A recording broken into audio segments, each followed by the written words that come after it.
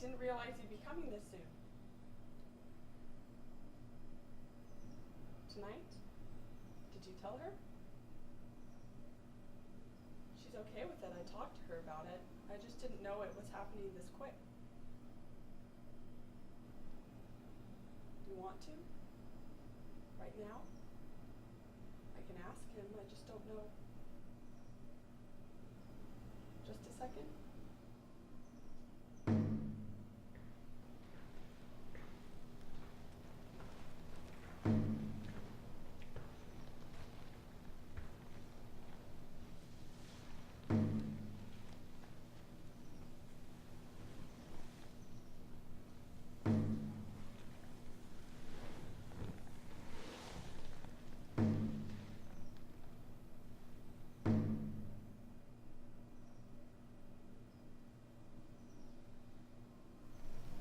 Hi.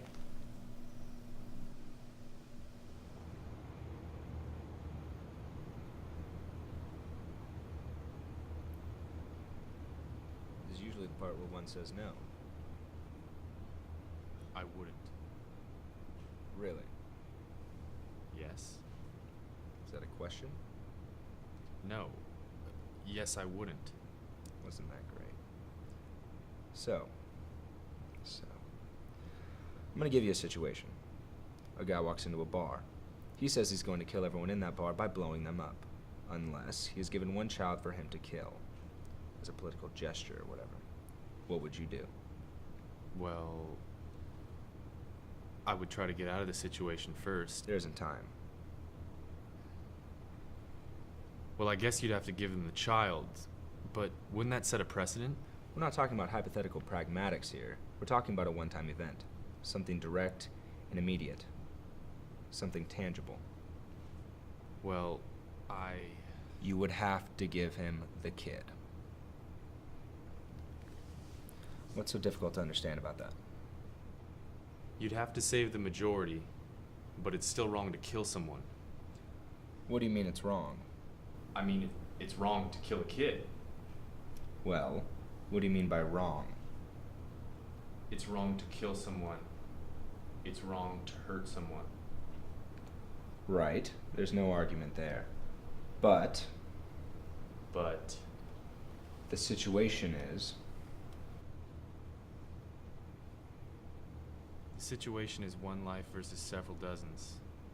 Therefore, it's the greater good to save all. It's not the greater good, it is the only good.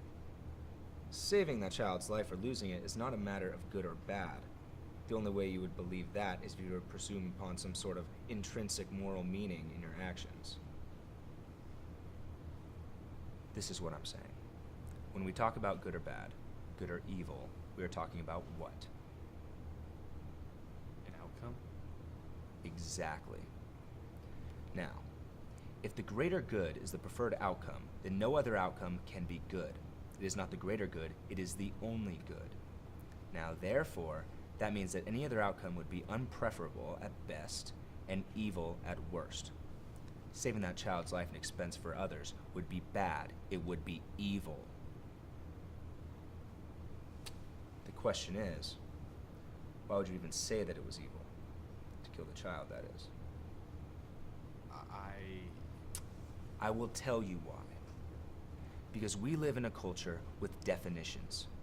Definitions that were built on tradition. Now, we have been liberated from this tradition. That means that it is held meaningless to us in the abstract. But we do have a Judeo-Christian slant in this country running straight through the Jews to the colonial culture of Europe to the party system that we use today. Now, this defines our semantics. This defines the physiology of our culture, these notions. So, which notion is at the heart of this tradition? What is it? The concept of intrinsic moral meaning. Now, the attack on absolute is behind the times.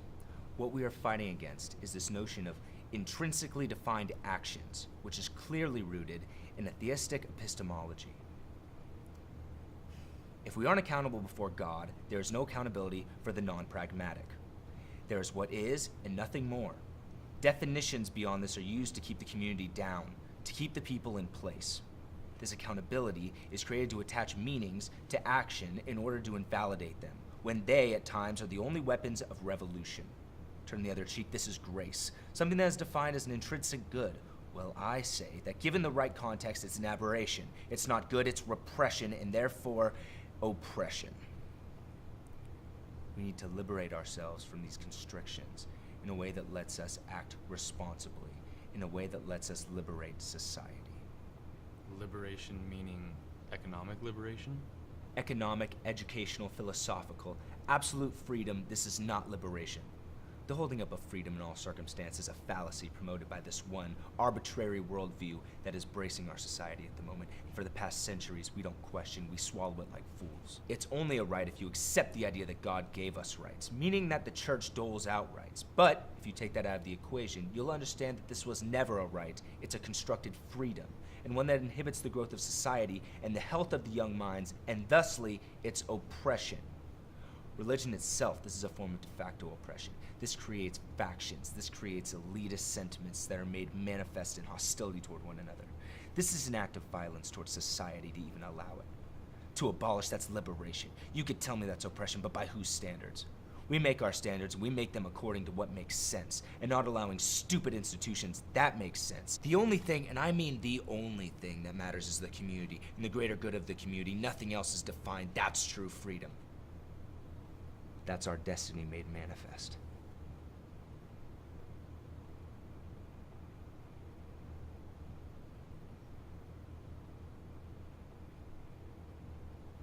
So if you're with us, this is what we are trying to change. And you know by now, there's not much we won't do until we are truly free. There won't be any oppression. There won't be any contamination. Just those being free who want to be free. The community. The community. That's what it's all about, isn't it? And the system that supports the community. That will be everything.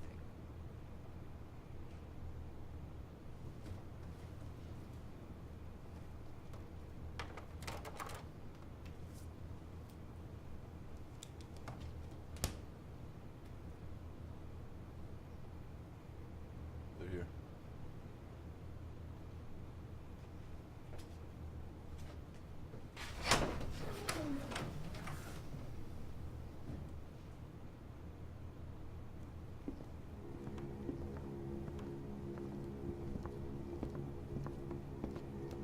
On their knees.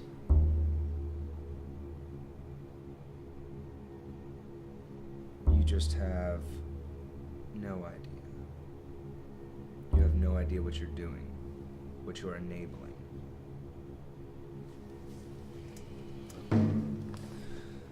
These are the times that test men.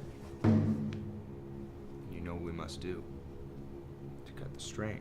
Am I right?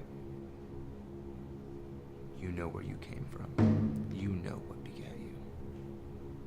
That is the source that is drained and erodes as it flows. And you yourselves are contaminated in it.